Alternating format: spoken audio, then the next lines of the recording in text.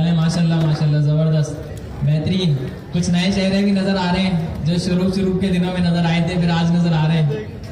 पता नहीं क्या बात है, सेंटर से गायब हो गए थे। आज तो बल्कि माशाल्लाह से नईम भाई भी नजर आ रहे हैं हमें। नईम भाई आज माशाल्लाह से प्यारे भी लग रहे हैं। और आज नईम भाई जो है वो तैयार है पाइथन, फास्ट एपीआई, पाइडेंटिक, यूबीकॉन, पाइडॉक्स, ये सब कुछ पढ़ाने के लिए। तो अगर ये इतने पुरजोश हैं, मैं इतना पुरजोश हूँ, तो फिर आप सब भी यकीनन इतने ही होंगे। अच्छा, स्क्रीन पर ना आप लोगों को एक पीडीएफ नजर आ रही होगी, कुछ भी नहीं है। और इस पीडीएफ का टाइटल है week 1 API and backend foundations with fast API. हम आज की क्लास में कोशिश करेंगे कि एपीआई को समझ लें, बैकएंड की जो जर्नल फाउंडेशंस हैं उन्हें समझ लें, कोड कर लें, और बस इतना ही करेंगे तो ये क्लास भी खत्म हो जाएगी। बट आज की क्लास इंटरेस्टिंग रहेगी क्योंकि इसमें हम मुख्तलिफ चीज़ों को सादा लफ्जों में एक्सप्लेन करने की कोशिश करेंगे। तो क्लास का माहौल बनाने का तरीक़ेकार ये होता है कि आप लोग खामोशी इख्तियार कर लें, जैसे सर नईम ने यहाँ पर कहा था, इस तरफ से स्पेसिफिक गर्ल्स जो हैं वो ज़रा खामोश रहा करें, बहुत ज़्यादा बातचीत हो रही होती है तो ये ना हो। बाकी लड़के तो बेचारे शरीफ ही हैं, ये तो जो है बस कहेंगे इनके लिए कुछ खास लफ्ज दौरान क्लास। अच्छा, तो API and backend foundations with fast API. यार खामोश हो जाएं, देखते हैं कौन बोल रहा है। नहीं भाई, उनको उठाकर स्टेज पर बुलाएंगे। ठीक है, कोई भी बंदा बात नहीं करता, डर का माहौल है। अच्छा, तो लर्निंग आउटकम हमारे बहुत ही सिंपल होंगे। हम बैकएंड के फंडामेंटल्स को समझने की कोशिश करेंगे, क्लाइंट, सर्वर एंड डेटाबेस के फ्लो को समझने की कोशिश करेंगे, हम बेसिक एपीआईज बनाने की कोशिश करेंगे with the help of fast API framework. हम डेटा वैलिडेशन को कर रहे होंगे पाइडेंटिक मॉडल्स की मदद से। हम क्रड ऑपरेशंस परफॉर्म करवाएंगे using the in memory data storage, मतलब सिंपल लिस्ट बनाकर डेटा को स्टोर करेंगे। और हम कोर्स को समझने की कोशिश करेंगे इंशाअल्लाह। तो टेबल ऑफ कंटेंट बहुत ही क्लियर है। व्हाट इज बैकएंड, एचटीटीपी की बेसिक्स, फास्ट एपीआई का setup, creating the end points, Pydantic के मॉडल्स, क्रेड की एपीआई, कोर्स की कॉन्फ़िगरेशन, एपीआई को टेस्ट करने के तरीकेकार, और लास्ट में कुछ क्विक रेफरेंसेस। तो ये वो सारे काम हैं जो पिछले कुछ अरसे से आप लोग मोस्टली करते हुए आ रहे हैं। आप में से ऐसे बहुत से स्टूडेंट्स हैं जिन्होंने इन तमाम तर चीज़ों को पिछले कुछ अरसे में अपनी सेल्फ लर्निंग के लिए किया होगा। ऐसे कौन कौन है वो जरा हैंड रेस कर बता दें कि सर हमने तो ये चीजें एक्सप्लोर की हैं। किसने आज तक एक भी एपीआई नहीं बनाई, जरा वो हैंड रेस कर बता दें। सर नहीं कहते हैं पूरी क्लास में नहीं बनाई होगी, बस ये जो है वो हैंड रेस नहीं कर रहे हैं। सच्चे बंदे हैंड रेस कर लेते हैं, तो दो चार हैं जिन्होंने हैंड रेस कर ली है। अच्छा, किसने बनाई है एपीआई, वो जरा हैंड रेस करें एक मर्तबा, वापस जरा हैंड रेस करें मुकम्मल। अच्छा, आप देखें, हम नहीं भाई बुला लें, किसी को भी पूछ लें कि कोर्स की कॉन्फ़िगरेशन हम फ्रंट एंड के लिए क्यों करते हैं, वो बताएगा ही नहीं कोई बंदा। एपीआई, रिजवान भाई पूछ रहे हैं एपीआई होती क्या है। जिन्होंने बैकएंड डेवलपमेंट को, जब यहाँ पर एक 10 साल का बच्चा कोई बैठा होगा ना तब की होगी। तो रिजवान भाई आपको तो इन चीजों का बहुत अच्छे से इल्म होगा, ऐसे ही है ना? नाम बदनाम है, सर ज़िया भी यही कहते हैं, बस जो बड़े बूढ़ों पर बात आती है ना हमसे ही शुरुआत होती है। चलें, तो नईम भाई से थोड़ा बहुत हाले वाल ले लेते हैं, फिर उसके बाद शुरू करते हैं अपनी क्लास में। अस्सलाम वालेकुम। उम्मीद है आप सब खैरियत से होंगे और थोड़ा सा मोटिवेट भी लग रहे हैं बैकएंड सीखने के लिए, सही है? कौन कौन चाहता है आज फास्ट एपीआई दिल से सीखना? सारे दिल से सीखना चाहते हैं, सही है, ज़बरदस्त। अच्छा, आज हम लोग क्या करेंगे कि फास्ट एपीआई को पढ़ेंगे कोड करके, ना वाइट कोडिंग, ऐसा ही है, ना कोई वाइट कोडिंग, ना किसी और चीज़ का हम लोग यूज़ करेंगे, डायरेक्ट कोड करेंगे। आप लोगों को एग्जैक्ट जो API बनाने का तरीक़ेकार है, जो लॉजिक है, उसी तरह से करेंगे। आज ये अशारी भाई ने पर्सनली मुझे रात को वॉइस मैसेज किया था कि कोड करके सिखाना है, समझ रहे हैं? अच्छा, कोड करके सिखाएंगे तो आप लोगों को लॉजिक समझ आ जाएगा, बाकी आप लोग जो है ना खुद से API बना सकते हैं। उसके अलावा मैंने लिंक्डइन पे देखा बहुत सारे स्टूडेंट्स हैं जिनको सर्टिफिकेट मिले, क्लाउड की सब्सक्रिप्शन मिली और वो विनर साबित हुए। तो एक मरतबा सबके लिए मेरे सामने उसके अलावा भी मेरी गेम होगी कि मैं 1 महीना में नहीं आया था, तो हमारे काफ़ी सारे स्टूडेंट्स ने जो है ना हैकाथॉन कंप्लीट किया। मैंने देखा पूरी गवर्नर हाउस के जितने भी स्लॉट्स हैं ना, उसमें सेकंड नंबर पर हमारी क्लास आ रही थी माशाल्लाह से, कि हमारी स्टूडेंट्स की ज़्यादा से ज़्यादा स्टूडेंट ने जो है ना वो हैकाथॉन कंप्लीट करके सबमिट किया। और किस ने हैकाथॉन सबमिट नहीं किया? क्या वजूहत है? मतलब कोई मुझे खड़ा होकर बताया बगैर किसी टेंशन के, क्या मसला क्या आ रहा था वो बताया ताकि हमें पता चले क्या मसला आपके बारे में। सब डिलीट हो गया, जहन से डिलीट हुआ कि लैपटॉप?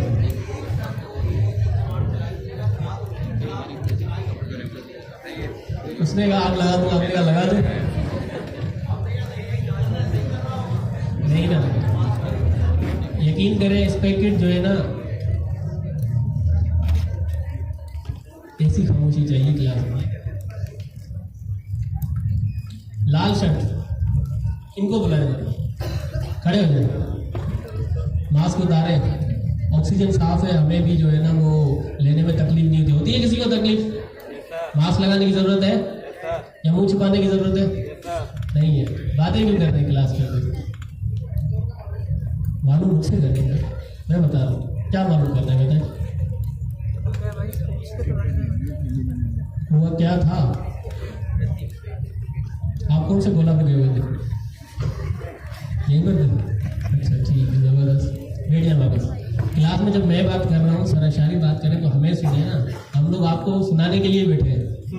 जो दिल चाहे वो सुन लें, हैकाथॉन की बातें सुन लें, स्टार्टअप की बातें सुन लें, फास्ट API की बातें हमसे सुने। जब हम लोग बता रहे हैं तब तो नहीं करें ना, बीच में थोड़ा डिस्टर्बेंस होती है।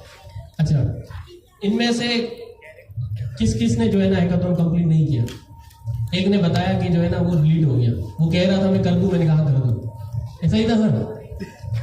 इधर में से क्या मसला आ रहा था, कोई एक बता दे। सबने कंप्लीट किया? क्या हो रहा था? सेटअप का मसला हो रहा था। ये मसला हो रहा था पता है क्यों? क्योंकि हम लोग ना आदी हो चुके हैं जेमिनाई के, और जिस वक्त आप लोगों का हैकाथॉन चल रहा था ना, बहुत बुरी खबर है कि जेमिनाई ने अपना जो फ्री टायर था वो खत्म कर दिया। लेकिन आप मतलब हमारे क्वार्टर की किसी एक स्टूडेंट ने जो है ना वो कोइन का जो है ना वो शायद ढूंढा था, खुद से ही ढूंढा था उन्होंने। तो कोइन बहुत ज़बरदस्त चल रहा है, मैंने खुद उसको यूज़ किया था। हालांकि मेरे पास क्लाउड है, लेकिन क्लाउड की जो है ना एक क्लाउड किस ने लिया है? कोइन वाले परेशान है या क्लाउड लेने वाले परेशान है? पता है कोइन आप लोग जो यूज कर रहे हैं ना वो परेशान नहीं है, जिन्होंने क्लाउड की सब्सक्रिप्शन ले रखी है वो परेशान है। वजह ये है कि जब भी आप लोग हैकाथॉन बना रहे होते हैं ना, तो क्या होता है, नहीं एक असाइनमेंट है लड़कियों के लिए, एक बहुत जबरदस्त टास्क है। क्या टास्क है? चुप रहना है। ठीक है, तो मैं बता रहा था कि कोइन में जो यूज कर रहा है ना, फ्री टाइम जो यूज कर रहा है, वो परेशान नहीं है, क्लाउड वाले परेशान है। वजह क्या है? वजह यह है कि जब आपने क्लाउड की सब्सक्रिप्शन ले ली, $20 खर्च कर दिए, दिखने में $17 है, जब टैक्स वैक्स काटेंगे ना तो $20 से भी ऊपर का हो जाता है। जब आप उसको परचेज करेंगे तो क्या होगा कि जब आप लोग उससे तकरीबन कॉन्स्टिट्यूशन लिखवाएंगे, सिर्फ स्पेसिफिकेशन लिखवाएंगे, बोलेगा 4 घंटे की लिमिट पूरी होगी, 4 घंटे के बाद आप रख दो उसको, घूमो फिरो, हवा खाओ, 4 घंटे बाद आओ दोबारा से। एक जो है ना आप प्लान बनवाएंगे, वो बोलेगा लिमिट पूरी होगी, जाओ हवा खाओ। 4 घंटे करके 2 दिन तक आप लोग जो है ना उसको आधा कंप्लीट करेंगे, फिर क्या बोलेगा पता है? वीकली लिमिट रीच होगी। तो अब नेक्स्ट वीक ट्राई करना, समझ रहे हैं? तो ये क्लाउड के अंदर भी थोड़ी सी लिमिटेशन है और बहुत बेकार है। मैंने देखा था, मैंने कहेगा फिजूल में इस पर पैसा आपने खर्च किया, कोई ज़रूरत नहीं थी इसे। लेकिन अगर उसकी जो है ना खासियत की बात की जाए कि वो बहुत ज़बरदस्त काम करता है, उसका लॉजिक अच्छा है, वो चीज़ों को जल्दी समझ लेता है, जितने भी जो है ना वो चीज़ें खुद से बना लेता है, आपको परेशान होने की ज़रूरत नहीं पड़ती उसमें। बस ये है कि लिमिट का मसला है। तो कोइन जो यूज़ कर रहे हैं वो भी ज़बरदस्त है, ये तो क्लाउड है। चलें क्लास में कंटिन्यू करते हैं। जी, तो बैकएंड के ऊपर डिस्कशन करते हैं। सर नईम ने जो असाइनमेंट दी है प्लीज उसे अप्लाई करें so that we does not have to stand up someone here. तो understanding the server side of web application, यहां पर बैकएंड की एक छोटी सी डेफिनेशन लिखी है कि the backend is the behind the scene part of a website और ऐप। जब भी बात होती है बिहाइंड द सीन की, तो इसका मतलब ये होता है कि हर वो चीज जो फ्लो के साथ आपकी वेबसाइट के इंफ्रास्ट्रक्चर लेवल के ऊपर चल रही हो, आपकी वेबसाइट को चलाने के लिए चल रही हो। खाना कौन कौन खाया था, किस किस ने दोपहर का लंच किया है, और जब लंच करते हैं उसके बाद जिस्म में थोड़ी जान आती है ना, फुर्ती आती है, चलने फिरने जितना बंदा काबिल हो जाता है। तो एक वेब एप्लीकेशन या एक मोबाइल एप्लीकेशन या फिर एक एपीआई, वो आपके इंफ्रा लेयर को संभालने के लिए इस्तेमाल किया जाता है। तो यहां पर लिखा हुआ है कि comprising the server application logic and database that power the user facing front end parts. यानी कि किसी ने कहा है कि दूर तक जाना चाहते हो ना, बीवी को खुशहाल रखो। वाकई एक बुजुर्ग ने कहा कि दूर तक जाना चाहते हो ना, अच्छी खुशहाल जिंदगी जीना चाहते हो, अपनी बेगम को खुश रखो, सही चलोगे, दूर तक जाओगे। तो यहां पर भी जो है कुछ ऐसा ही सीन है front end and back and का, मियां और बीवी का। समझ रहे हैं? फ्रंट एंड जो है वो फ्रंट फेसिंग लेयर है, बैक एंड जो है वो लीड करती है बिहाइंड द सीन। तो handling data sharing, storage, security and processing user request. Backend की जनरल डेफिनेशन तो यकीनन आप सबको समझ में आ गई होगी। अच्छा, बैकएंड के जो की कंपोनेंट्स हैं उसमें सबसे पहले बात आती है सर्वर की। अच्छा, जब भी बात सर्वर की आएगी तो आपने समझना है कि भाई एक बहुत बड़ा कंप्यूटर है जो बेसिकली मल्टीपल वेब के पार्ट्स को, मल्टीपल एप्लीकेशंस के पार्ट को रन करने के लिए बनाया गया है, जो किसी डेटा लोकेशन पर मौजूद है। जो इंटरनेट का इंफ्रास्ट्रक्चर है वो सारा का सारा वहीं से ही रन हो रहा है। तो सर्वर क्या है? The hardware that receive request from the front end send the managing data flow. तो सादा लफ्जों में इसका क्या मतलब हुआ कि ये वो स्पेसिफिक पार्ट है आपकी फ्रंट फेसिंग एप्लीकेशन का जो कि क्या करता है, फ्रंट एंड को और बैक एंड को चलाने के लिए इस्तेमाल किया जाता है। एप्लीकेशन का लॉजिक, इससे मुराद है कि कोर कोड, अगर आपने पाइथन में कोई एप्लीकेशन लिखी है, जावास्क्रिप्ट में कोई एप्लीकेशन लिखी है, तो उसके अंदर आप बिजनेस रूल्स भी अप्लाई करेंगे। क्यों बनाते हैं एप्लीकेशंस? वैसे ही बना रहे हैं, फन के लिए बना रहे हैं, किसी प्रॉब्लम को सॉर्ट आउट करने के लिए ही एप्लीकेशन का इस्तेमाल किया जाता है ना, so that we can solve a specific problem in any industry to generate some sort of revenue with the business. Business logic जो है वो एप्लीकेशन लॉजिक के अंदर हम बिजनेस रूल्स को अप्लाई करते हैं। और डेटाबेस के अंदर जहां कहीं भी डेटाबेस की बात आ जाए तो आप सबको पता है इसका क्या मतलब है, वो जगह जहां पर डेटा स्टोर हो रहा होता है। तो पोस्टग्रेस एसक्यूएल जो है वो हमारे पास क्या है, एक डेटाबेस है। एसक्यूएल क्या है? क्वेरी लैंग्वेज है।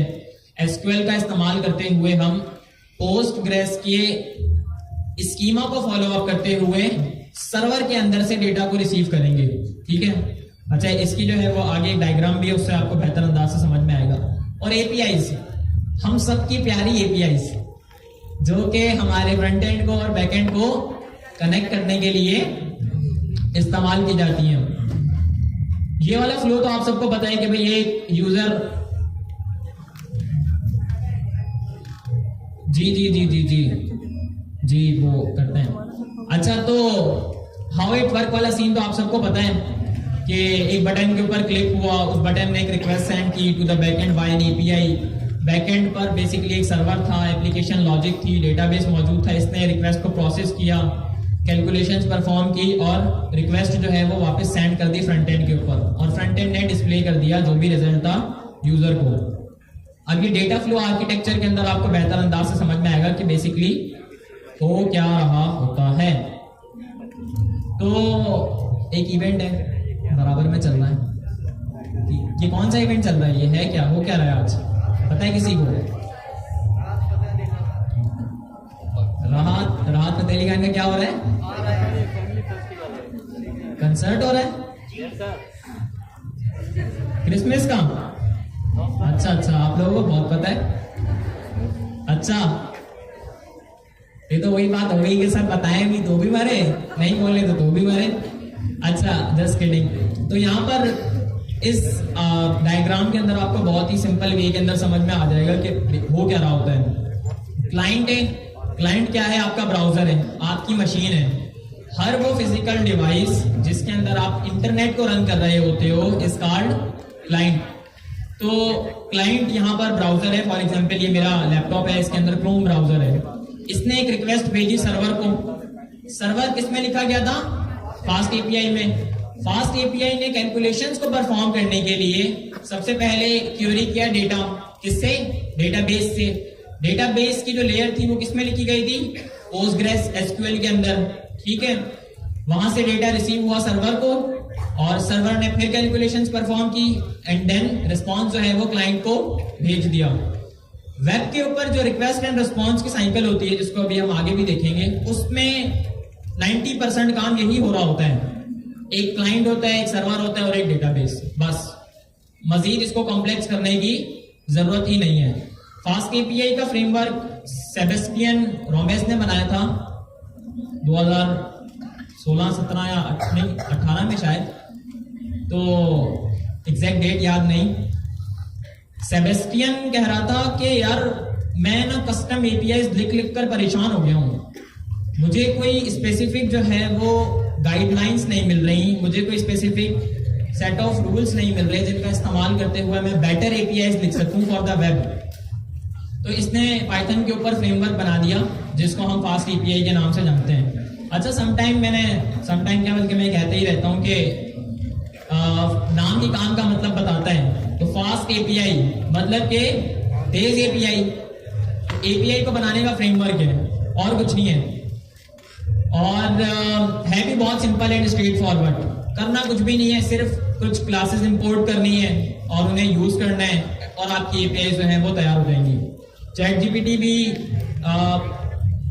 सर्वर लेवल के ऊपर फास्ट एपीआई का ही इस्तेमाल कर रहा है। तो अंदाजा लगाएं कि ये जो मिलियंस की ट्रैफिक है वो फास्ट एपीआई की मदद से कितनी एफिशिएंटली डिस्ट्रीब्यूट हो जाती है। तो ये सब खैर बैकएंड के ही कमाल हैं जिन्हें इंशाल्लाह हम एक्सप्लोर कर रहे होंगे। तो ये डेटा फ्लो आर्किटेक्चर यकीनन आप सबको समझ में आ गया होगा और इस पर किसी का कोई क्वेश्चन नहीं होगा, क्योंकि ये तो from the very first day आप सब लोग एक्सप्लोर करते हुए आ रहे हैं। इसके बाद HTTP की कुछ बेसिक्स हैं, और वेब के ऊपर इस क्रोम ब्राउजर के ऊपर आपके मोबाइल के अंदर जो भी स्पेसिफिक एप्लीकेशन आप वेब पर चला रहे हैं उस पर 99% यही चीजें इस्तेमाल हो रही होती हैं। कुछ स्टेटस कोड्स होते हैं, जेसन और रिक्वेस्ट एंड रिस्पॉन्स की साइकिल। तो रिक्वेस्ट एंड रिस्पॉन्स की साइकिल को थोड़ा सा समझ लेते हैं, फिर आगे फर्दर कंटिन्यू करेंगे, क्योंकि यही सब कुछ हो रहा होता है। फॉर एग्जाम्पल मैंने यहाँ पर जाकर कुछ भी सर्च किया, मैं सर्च करता हूँ governancein.com, तो governancein.com की जगह हम सर्च करते हैं अपनी वेबसाइट, तो ये वेबसाइट आ रही है। अब मैंने जब ब्राउजर के ऊपर कुछ टाइप किया asharif.xyz, DNS रेजोल्यूशन हुई, सर्वर के पास रिक्वेस्ट गई, प्रोसेसिंग हुई, HTML CSS जावास्क्रिप्ट ब्राउजर को भेजी गई, इसने रेंडर करवा दिया और ये मेरी वेबसाइट यहाँ पर आ गई। हुआ कुछ यूं है कि रिक्वेस्ट जाने का जो प्रोसीजर है ना उसको हम रिक्वेस्ट एंड रिस्पॉन्स की लाइफ साइकिल कहते हैं। जो रिक्वेस्ट जाने का प्रोसेस है इंटरनेट के ऊपर उसे हम रिक्वेस्ट एंड रिस्पॉन्स की क्या कहते हैं? Life cycle. तो वही बात आ गई कि एक क्लाइंट होगा जिसे हम ब्राउजर या फिर एक एप्लीकेशन कह रहे हैं, या सादा लफ्जों में एक यूजर इंटरफेस। HTTP की रिक्वेस्ट होगी, उसमें चंद एक चीजें होंगी। हर एक HTTP के रिक्वेस्ट में आपको ये 3 चीजें लाजमी मिलेंगी। सबसे पहले तो मेथड, किस मेथड का इस्तेमाल किया जा रहा है उस रिक्वेस्ट के अंदर। मेथड 4 ही हैं, आप सबको पता है कौन कौन से हैं। Get, post, put and delete, patch भी है। इस तरीके से एक URL होगा, मतलब वो स्पेसिफिक पॉइंट, एंड पॉइंट जहां पर रिक्वेस्ट जा रही होगी। तो एक मेथड, एक URL, कुछ हेडर्स होंगे जो बेसिकली इस ब्राउजर को बताने के लिए इस्तेमाल किए जा रहे हैं कि भाई आपने ये रिक्वेस्ट इस सर्वर तक पहुंचानी है। सर्वर से जो रिस्पॉन्स रिसीव हो रहा है उसको फ्रंट एंड के ऊपर इस तरीके से जो है वो शो अप करवाना है। तो हेडर्स होंगे और body, which is the most important part. तो जो बॉडी होगी वो हमेशा जेसन के अंदर ही होगी, मतलब हमेशा जेसन के अंदर नहीं होगी, मोस्टली जेसन के अंदर ही है। वैसे GraphQL का आपने इस्तेमाल किया होगा, या किसी ने GraphQL का इस्तेमाल? GraphQL फेसबुक यूज करता है बिहाइंड द सीन अपने पूरे इंफ्रास्ट्रक्चर को मैनेज करने के लिए। तो we have GraphQL as well, JSON भी है। तो इस इंटरफेस का हम इस्तेमाल करते हैं, मतलब इन प्रोग्रामिंग इंटरफेसेस का हम इस्तेमाल करते हैं to do the request and response cycle on the web. अच्छा देखिए, यहाँ पर क्लाइंट ने एक रिक्वेस्ट भेजी सर्वर को, सर्वर वही फास्ट API का बैकएंड लॉजिक है। बैकएंड लॉजिक की जहां पर हम बात करेंगे तो फिर इसके अंदर ऑथेंटिकेशन भी आ जाएगी, ऑथराइजेशन भी आ जाएगी, इसके अंदर डेटाबेसेस भी आ जाएंगे, इसके अंदर पूरा सर्वर भी आ जाएगा, बिजनेस रूल्स भी आ जाएंगे, सब कुछ आ जाएगा इसके अंदर। यहां से जो भी रिक्वेस्ट जो है वो क्लाइंट के पास वापस जाती है वो बेसिकली HTTP रिस्पॉन्स कहलाता है। और हर एक HTTP रिस्पॉन्स के साथ हमारे पास एक स्टेटस कोड होता है जो ये एक्सप्लेन करता है कि ये रिक्वेस्ट आया सक्सेसफुल हुई है या नहीं। हर एक स्टेटस कोड की एक डिफरेंट मीनिंग है जिसे अभी हम आगे देखेंगे। और वही हेडर्स होते हैं और वही साथ में हमारे पास जेसन होती है। अच्छा, जो रिक्वेस्ट के अंदर जेसन जा रही होती है ना, ये होता है यूजर का इनपुट। ये क्या होता है? यूजर का इनपुट। यूजर के इनपुट की ही प्रोसेसिंग होती है सर्वर के ऊपर, इस बात को याद रखिएगा। यूजर के इनपुट की प्रोसेसिंग सर्वर पर होती है, फिर उस इनपुट के अंदर कुछ चीजें ऐड ऑन कर आउटपुट जनरेट किया जाता है, जो बेसिकली वही बॉडी यानी जेसन के फॉर्मेट में क्लाइंट को भेजा जाता है। और फिर ये हमारा जो क्रूम है which is being build on V8 engine, तो फिर V8 का इस्तेमाल करते हुए वो क्या करता है, HTML, CSS, जावास्क्रिप्ट को HTTP के रिक्वेस्ट एंड रिस्पॉन्स साइकिल को बेहतर अंदाज से डिस्प्ले कर देता है। तो यहाँ पर ये HTTP के मेथड्स हैं, ये वो वर्ब्स हैं जिनका हर बंदे को पता होगा यकीनन। गेट है, तो मेथड गेट हम किस लिए यूज करते हैं? तो बेसिकली रिट्राइव द डेटा।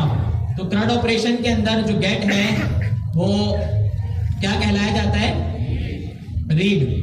तो इसी तरीके से पोस्ट का मेथड है जो कि CRUD की दुनिया के अंदर क्रिएट के हवाले से जाना जाता है, और हम इसका इस्तेमाल करते हुए न्यू रिसोर्सेज क्रिएट करते हैं। इसके ऊपर? सर्वर के ऊपर। और फिर वही रिसोर्सेज हम रिट्राइव करवाते हैं फ्रंट एंड के ऊपर यूजिंग द रीड मेथड। यानी कि वाइस वर्सा एक दूसरे के। वाइस वर्सा का मतलब समझते हैं? अपोनेंट है, चलते रहते हैं, एक साथ ही चलते रहते हैं। पुट का मेथड है जिसका हम इस्तेमाल करते हैं पूरी की पूरी रिसोर्स को अपडेट करने में। इसी तरीके से पैच का मेथड है which is also the update stuff in CRUD, जिसका इस्तेमाल हम पार्शियल अपडेट्स के लिए करते हैं। और लास्ट में डिलीट है जो कि रिसोर्सेज को रिमूव करने के लिए इस्तेमाल किया जाता है। ठीक है, इसके बाद हमारे पास कुछ स्टेटस कोड्स हैं, ये बहुत इंपॉर्टेंट है। स्टेटस कोड की जो यहाँ पर ये रेंज लिखी हुई है ना, एक चीज को ध्यान में रख लें, हर वो स्टेटस कोड जो 200 की कैटेगरी के अंदर आ रहा है, जो 200 की कैटेगरी के अंदर आ रहा है वो सक्सेस स्टेटस कोड ही होगा। रफली क्या होगा? सक्सेस स्टेटस कोड ही होगा। 200 आ रहा है तो इसका मतलब है कि ओके, 201 आ रहा है तो इसका मतलब यह है कि कुछ ना कुछ सर्वर के ऊपर क्रिएट हुआ है। 204 का मतलब यह है कि क्यूरी तो सक्सेसफुल हुई है पर कोई कंटेंट जो है वो हमें नहीं मिला। 400 के जो एरर कोड हैं तो वो क्लाइंट एरर्स होते हैं, और जब भी हम क्लाइंट की बात करते हैं तो इसका क्या मतलब होता है? कि आपके सिस्टम की हम बात कर रहे हैं जिसके ऊपर आप रिसोर्सेज को गेट कर रहे हो, तो यहां पर 400 का मतलब ये है कि बैड रिक्वेस्ट, मतलब कि आपकी रिक्वेस्ट जो है वो फुलफिल नहीं हुई क्योंकि सर्वर के ऊपर वो चीज एग्जिस्ट नहीं करती होगी प्रोबेबली। 401 यानी अनऑथराइज, आप जिस रिसोर्स को एक्सेस करना चाह रहे हैं आपके पास उसकी ऑथेंटिकेशन मौजूद नहीं है, आप बैंक में लॉकर वाले एरिया में डायरेक्ट नहीं जा सकते अनटिल एंड अनलेस आपका कुछ स्पेसिफिक कुछ खास पड़ा हो। उस तरफ जा सकता है कोई? नहीं जा सकता ना। किसी के घर में नहीं जा सकते जब तक आपको कोई बंदा इनवाइट ना करे। वैसे तो हम चले जाते हैं आमतौर पर रिश्तेदारों के, और शुक्र है चले जाते हैं। पाकिस्तानियों, अल्लाह पाक का जितना शुक्र अदा करो ना उतना कम है। आगे पीछे जाए ना बाहर तो ये वाले मामला बहुत कम है। 404 का मतलब ये है कि रिसोर्स नॉट फाउंड, सर्वर के ऊपर वो चीज हमें नहीं मिली। ठीक है, तो बैड रिक्वेस्ट के अंदर यकीनन जो भी हमारे पास HTTP के मेथड्स होंगे, या तो कोई हेडर फुलफिल नहीं हुआ होगा, या फिर बॉडी के अंदर जो है वो चीज जो सर्वर मांग रहा है वो मौजूद नहीं होगी। 404 का तो मतलब ही ये है कि भाई नॉट फाउंड। अच्छा, एक और हमारे पास एरर स्टेटस कोड है 402। 402 के बारे में किसे पता है? X402 के बारे में किसे पता है? कोई बंदा यहाँ पे ब्लॉकचेन का बैठा हुआ है? चले, ब्लॉकचेन का नहीं है तो कोई मसले वाली बात नहीं है। ये जो X402 है ना, ये एक पेमेंट प्रोटोकॉल अभी रिसेंटली रिलीज हुई है बाय कॉइनबेस, जो दुनिया की सबसे बड़ी ऑर्गेनाइजेशन है that manages the money of institutions. तो आप इसे एक्सप्लोर कीजिएगा। ये ये पेमेंट प्रोटोकॉल है, ये आजकल काफी फेमस हो रही है, इंटरनेट नेटिव पेमेंट स्टैंडर्ड्स। तो अभी खैर मैं इसके ऊपर डिस्कशन नहीं करूंगा क्योंकि ये इटसेल्फ एक पूरा ये टाइम मांगती है, बट फिर भी आप ये X402 को एक्सप्लोर कीजिएगा। जो ये समझना चाहते हैं कि भाई एजेंट्स कैसे पेमेंट करेंगे एंड थिंग लाइक दैट। अच्छा, उसके बाद 500 के जो एरर कोड हैं वो सर्वर एरर। जहां कहीं भी आपको 500 का स्टेटस कोड नजर आ जाए तो इसका मतलब ये है कि सर्वर का कोई एरर है। 500 का मतलब है कि भाई इंटरनल एरर है। 503 का मतलब है कि सर्विस अनअवेलेबल। आसान तो नहीं हो रही जी? तो अच्छा जी, जेसन की हम बात कर रहे थे कि रिक्वेस्ट एंड रिस्पॉन्स की साइकिल किसके ऊपर एग्जिस्ट करती है? जेसन के ऊपर मोस्टली। तो जेसन क्या है? यूनिवर्सल एपीआई लैंग्वेज है, ठीक है, जो डेटा को सेंड एंड रिसीव करने के लिए इस्तेमाल की जा रही होती है। यहाँ पर क्या है, एक सिंपल हमारे पास डिक्शनरी बनी हुई है, उस डिक्शनरी के अंदर कुछ की वैल्यू पेयर्स हैं। ये आपको कोड नजर आ रहा है ना, ये जेसन बन जाएगी when we convert it into JSON. तो जेसन के अंदर ये HTTP के ऊपर कुछ इस तरीके से नजर आएगी, ठीक है। और आमतौर पर ये सादा लफ्जों के अंदर हम इसे ऑब्जेक्ट कहते हैं। ऑब्जेक्ट में की वैल्यू पेयर्स होते हैं। तो कितना सिंपल एंड स्ट्रेट फॉरवर्ड जो है वो वे है to do the communication on the web, ठीक है। फास्ट एपीआई का सेटअप, तो फास्ट एपीआई को चले शुरू कर लेते हैं, इसकी प्रैक्टिकल इंप्लीमेंटेशन करते हैं। फास्ट एपीआई के लिए सबसे पहली चीज तो आपके सिस्टम में जो है वो पाइथन कॉन्फ़िगर होनी चाहिए, इंस्टॉल होनी चाहिए। वो तो यकीनन आप सबके पास होगी, इसमें कोई शक और दो राय नहीं है। पाइथन को आप लोगों ने कर लिया होगा, या आहिस्ता आहिस्ता आवाज बढ़ा रहे हैं जी? किसी ने ये कहा है कि सर नहीं पढ़ाए? अच्छा, नहीं पढ़ पाएंगे? नहीं, बी ऑप्टिमिस्टिक, हम पढ़ेंगे फिर बताएंगे अपने बच्चों को कि हमने जो है वो कंसर्ट के दौरान भी क्लास ली थी, हम इतने पढ़ाकू हैं, हम इतनी तरक्की पर हैं। मैथ वाले टीचर, हाँ। अच्छा, तो पाइथन खैर सबके पास होगी, और पाइथन के साथ साथ जो है वो हम यूवी का भी इस्तेमाल कर रहे होंगे। यूवी क्या है? Package manager. तो यूवी भी आप सबके पास इंस्टॉल होगा यकीनन। किस किस के पास यूवी इंस्टॉल नहीं है वो यहां पर आए, और ये जो विंडोज की कमांड दी हुई है इसे कॉपी करें, टर्मिनल ओपन करें, पेस्ट करें एंड सिंपल एज दैट जो है वो आपके पास यूवी इंस्टॉल हो जाएगा। अच्छा, यूवी का इस्तेमाल हम वर्चुअल एनवायरनमेंट को मैनेज करने के लिए कर रहे हैं। वैसे तो पहले यूवी से पहले हम पोएट्री का इस्तेमाल कर रहे थे, तो पोएट्री मुकम्मल तौर पर रिप्लेस हो गई by this thing name as UV.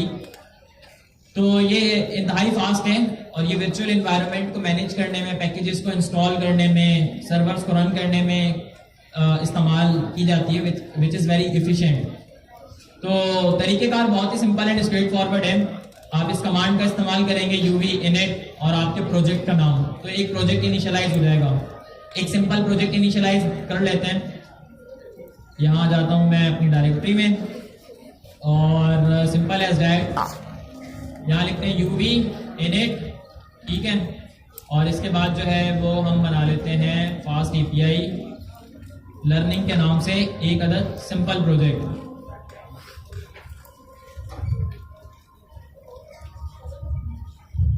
अच्छा जी, तो एक प्रोजेक्ट इनिशियलाइज हो गया। देखिए कितनी जल्दी हुआ है, कितना फास्ट है। और ये फास्ट यूं है क्योंकि ये रस्ट के अंदर लिखा गया है। रस्ट एंड गो जो बंदा पढ़ लेगा ना, हो सकता है कि उसे किसी बड़ी कंपनी में जॉब मिल जाए, अगर वो एक अच्छा ओपन सोर्स डेवलपर है तो। अच्छा, इसके बाद हम करते हैं सीडी और हमारे प्रोजेक्ट का नाम था फास्ट एपीआई लर्निंग, ठीक है। इसके बाद जो है वो इसके अंदर हमने क्या करना है, फास्ट एपीआई को इंस्टॉल करना है। तो कमांड है UV add fast API standard. अच्छा, ये जो स्टैंडर्ड है ना, इसका सीन ये है कि इस स्टैंडर्ड को यहाँ पर लगाने से जो फास्ट एपीआई के डिपेंडेंट पैकेज हैं वो सारे इंस्टॉल हो जाएंगे। तो आप लोगों को पाइडेंटिक इंस्टॉल करने की जरूरत नहीं पड़ेगी, दूसरे पैकेजेस इंस्टॉल करने की जरूरत नहीं पड़ेगी। आप करना चाहें तो कर सकते हैं, बट आपको इसका इस्तेमाल करते हुए रफली सारी चीजें मिल जाएंगी। यूवीकॉन का सर्वर मिल जाएगा, सब कुछ ही मिल जाएगा। तो सिंपल एज दैट मैंने ये कमांड रन की और ये वर्चुअल एनवायरनमेंट बना और ये पैकेजेस इंस्टॉल हो रहे हैं। और ये देखें कितनी जल्दी जो है वो मेरे पास ये सारा का सारा काम जो है वो हो गया। देखें यहाँ पे कितने सारे पैकेजेस इंस्टॉल हुए हैं, एनोटेड डॉट, एनोटेड टाइप्स, और ये सारे जो है वो हमारे पास जो मॉड्यूल्स हैं वो सारे इंस्टॉल हो गए हैं। इसमें पाइडेंटिक भी आ गया है, ये रहा पाइडेंटिक। और जिन चीजों के ऊपर फास्ट एपीआई चल रही है वो भी आ गया। अच्छा, वर्चुअल एनवायरनमेंट एक्टिवेट करने का तरीकेकार क्या है, सिंपल कमांड .venv/scripts/activate, ठीक है। वर्चुअल एनवायरनमेंट बन चुका है, we just have to activate it on the terminal. Command मैंने चलाई, यहाँ पर आप साइड पर देख रहे होंगे मेरे पास वर्चुअल एनवायरनमेंट भी टर्मिनल पर एक्टिवेट हो गया है। अब मुझे सिर्फ और सिर्फ कोड लिखना है, तो कोड जो है वो लिखा जा सकता है। इसे मैं ओपन कर लेता हूं अपनी आईडीई के अंदर। अच्छा, यहाँ पर हम क्योंकि लर्निंग कर रहे हैं, चीज़ों को एक्सप्लेन कर रहे हैं, तो कोशिश फॉर नाउ अभी के लिए यही है कि हम वाइब कोडिंग ना करें। चाहें तो हम यहाँ पर क्लॉड को ओपन कर कोड लिखवा सकते हैं। और अभी लर्निंग पर्सपेक्टिव के लिए मुझे नहीं लगता कि शायद स्पेक ड्रिवन वाले वे को कंटिन्यू किया जाए। वो कॉन्स्टिट्यूशन ही लिख रहा होगा, इतने में क्लास मुकम्मल हो जाएगी। तो अभी जो है वो हम डायरेक्ट इसे यहाँ से ही कंटिन्यू कर लेते हैं। अच्छा जी, इसे थोड़ा सा जूम कर लेते हैं। साइड पर आप देख रहे होंगे .venv के नाम का एक फोल्डर है, ये वर्चुअल एनवायरनमेंट है, ठीक है। और ये main.py की फाइल जो है वो आपकी रूट लेवल के ऊपर वो फाइल है जो आपकी कोड को चलाने के लिए इस्तेमाल की जाती है। इसके अंदर फॉर नाउ बाय डिफॉल्ट आपको एक फंक्शन मिल रहा है जो कि किसने बनाया है, यूवी ने बनाया है। किसने बनाया है, यूवी ने आपको बनाकर दिया है। Hello from fast API learning, console के ऊपर प्रिंट कर दो। जब भी ये फाइल रन हो तो मेन का फंक्शन चलाना, बस इस कोड का मतलब ये है। तो इसे चलाने का तरीकेकार भी बहुत सिंपल है।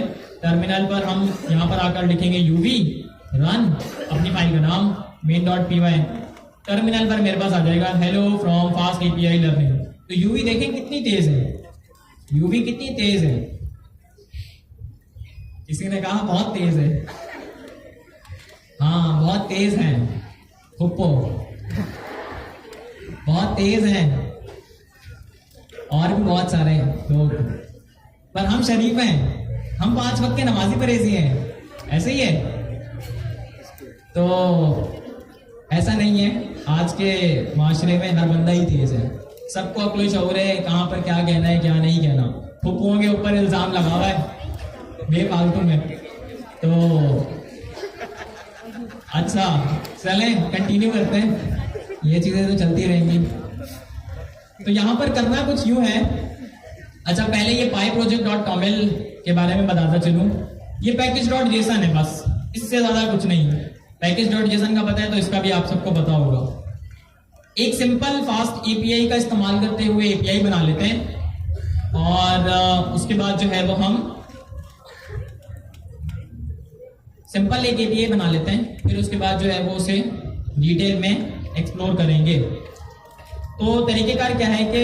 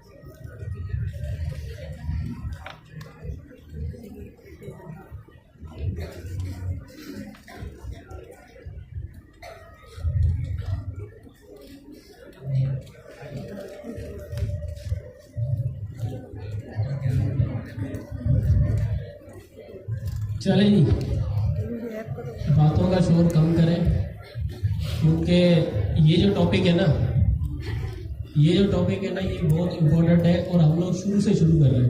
ठीक है, ऐसा कुछ नहीं है कि आप लोगों को पहले ये चीज़ आनी चाहिए थी तभी आपको ये समझ आएगा, क्योंकि बैकएंड जो है ना इतना कोई कॉम्प्लेक्स नहीं होता, बस हम लोग उसको समझते हैं कि ये कॉम्प्लेक्स है, क्योंकि नाम ये सारे बैकएंड, पता ही नहीं है पीछे चल क्या रहा है, कुछ भी नहीं होता, बस फंक्शंस होता है और वेब होता है और कुछ भी नहीं है। ठीक है, ये जो चश्मे वाली मेरी बहन है ना, ये मुझे बताएगी फास्ट पेज क्या है। चश्मा उतार के कुछ होगा नहीं, मैंने देख ली। तो थोड़ा सा समझे, मेरी नजर होती है बेटा। अच्छा, मैं बात कर रहा था कि ये जो टॉपिक है ना ये हम लोग शुरू से शुरू कर रहे हैं, तो इसमें ऐसा नहीं है कि आप लोगों को मल्टीपल चीजें आनी चाहिए थी तब जाके आप लोगों को बैकएंड समझ में आएगा, कुछ भी नहीं है। यूवी पैकेज का किसको नहीं पता? ओपनएआई एजेंट के अंदर यूवी के जरिए ही हमने जो है ना एजेंट्स बनाए थे, ऐसा ही है। यूवी बनाना कोई मुश्किल काम है? नहीं है। एपीआईज क्या है? एपीआईज तो सिंपल है। लास्ट जो हमारी अपना सीएलआई स्टार्ट करने से पहले एक हमारी क्लास हुई थी जिसके अंदर मैंने फ्रंट एंड बैक एंड और सर्वर की जो है ना कम्युनिकेशन बताई थी, ऐसा ही था। एक हमारे पास फ्रंट एंड है, एक बैक एंड है। बैक एंड के अंदर हमारे पास 2 चीजें, एक सर्वर है, दूसरा डेटाबेस है, ऐसा ही था। सब आपस में कम्युनिकेशन कैसे करते हैं? एपीआई के जरिए। अब हम क्या करेंगे, वो एपीआईज बनाएंगे कि फ्रंट एंड जो है ना अपना डेटा मांगेगा सर्वर से, सर्वर उसको डेटा प्रोवाइड करेगा। अगर कोई ऐसा डेटा है जो स्टोर करना है तो बैक सर्वर क्या करेगा, वो कम्युनिकेट करेगा डेटाबेस के साथ कि भाई इस डेटा को अपने पास स्टोर कर लो। अब अगर कोई डेटा स्टोर पड़ा हुआ है, सर्वर निकाल के लाएगा भाई ये डेटा फ्रंट एंड को चाहिए, तो वो वहां पर उसको प्रोवाइड कर देगा। अब इस एपीआईज के अंदर ये जो हम लोग सर्वर वगैरह बना रहे होते हैं ना, ये क्या होता है, ये टू वे कम्युनिकेशन है। लेकिन मसला क्या है कि टू वे कम्युनिकेशन का ऐसा मतलब है कि मैं आपसे बात कर रहा हूँ, आप मुझे जवाब दे रहे हैं, लेकिन आप मुझसे बात करोगे मैं भी आपको जवाब दूंगा, ये क्या है, पूरी टू वे कम्युनिकेशन है। लेकिन इसके अंदर ऐसा नहीं है। एपीआई और सर्वर आपस में तब बात करते हैं जब हमेशा शुरू से अपना जो क्लाइंट है ना वो रिक्वेस्ट इनिशिएट करेगा। तो अगर क्लाइंट रिक्वेस्ट करता है तो सर्वर बात करेगा, वरना सर्वर बात नहीं करेगा। समझ रहे? अब क्लाइंट कौन है? क्लाइंट वो जहां से रिक्वेस्ट इनिशिएट होगी, चाहे वो आपका फ्रंट एंड हो सकता है, जैसे हमारे पास नेक्स्ट.जेएस की एप्लीकेशन है, रिएक्ट की एप्लीकेशन हो सकती है, मोबाइल ऐप हो सकती है, डेस्कटॉप ऐप हो सकती है आपकी, मल्टीपल क्लाइंट्स आपके हो सकते हैं। अगर हाँ CLI भी हो सकता है, CLI हो सकता है, नहीं है CLI, हाँ CLI हो सकता है, ठीक है, वो भी क्लाइंट हो सकता है, वहां से हम रिक्वेस्ट इनिशिएट कर सकते हैं। अब क्या है कि आपका जो है ना पोस्टमैन किसने पढ़ा है? पोस्टमैन देखा है? पोस्टमैन से हम लोग API टेस्ट करते थे नेक्स्ट.js के दौर में, ऐसा ही था। पोस्टमैन भी आपका जो है ना क्लाइंट बन सकता है, वहां से भी रिक्वेस्ट इनिशिएट हो सकती है, समझ रहे हो? उसके अलावा एक और अच्छी बात है कि आपको न पोस्टमैन की जरूरत है API को टेस्ट करने के लिए, ना आपको फ्रंट एंड की जरूरत है, ना आपको कोई तीसरा क्लाइंट चाहिए। क्यों? क्योंकि फास्ट API के अंदर अपना बिल्ट इन स्वेगर आता है। स्वेगर क्या है मैं बताता हूँ। मेरे पास कुछ APIs हैं मेरे सॉफ्टवेयर हाउस की, जहाँ मैं काम कर रहा होता हूँ, तो उनको एक नज़र देख लेते हैं कि वो किस तरह की होती है। अगर मैं यहाँ पर जाता हूँ एंड में, मैंने यहाँ पर रात को सेव करके रखी थी हॉस्पिटल API डॉक्यूमेंटेशन, तो ये देख रहे हैं, ये हमारे पास डिप्लॉयड APIs है हमारी। क्या है इसके अंदर? एक्सेस रोल है, उसकी 4 APIs बनी है, पोस्ट की बनी है, पुट की बनी है, फिर पोस्ट की बनी है, फिर गेट की बनी है। स्क्रीनशॉट डाल है, पिक्चर्स डाल है, पोस्ट कर देंगे, कंपनी वाले मुझे मार देंगे, भाई तुमने हमारी APIs कैसे लीक कर दी, मजाक कर रहा है, ठीक है। ये हमारे पास अपॉइंटमेंट है। ये जितनी भी APIs मैंने बना रखी है ना, यहाँ पर देखेंगे ये सारी APIs, ठीक है, A to Z ये सारी APIs है एक प्रोजेक्ट की। इसके अंदर आपको सिर्फ 4 चीजें दिखेंगी।